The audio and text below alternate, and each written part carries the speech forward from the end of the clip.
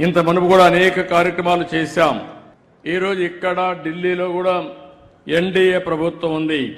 ఈరోజు ఎన్డీఏ ప్రభుత్వం ఎవరైతే కార్మికులు ఉన్నారో, కర్షకులు ఉన్నారో వారందరికీ న్యాయం చేస్తాం.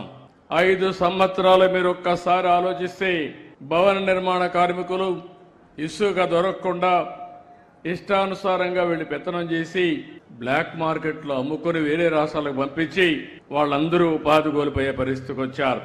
ఈ రోజు నేను ఒకటే హామీ ఇచ్చాను, ఇప్పుడు కూడా చెప్తున్నాను, ఎక్కడైనా సరే ఇసుక ఫ్రీగా ఇచ్చాం. మీరు ఎక్కడైనా సరే మీ ఊర్లో ఇసుకుంటే మీరు స్వేచ్ఛగా తీసుకుపోయే స్వేచ్ఛ ప్రతి ఒక్కరికి మీకు ఇచ్చామని మరొక్కసారి విజ్ఞప్తి చేస్తున్నాను.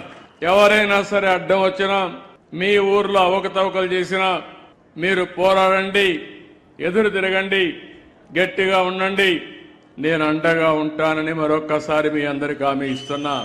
ఈరోజు గవర్నమెంట్కి వేల కోట్ల రూపాయల ఆదాయం వస్తుంది.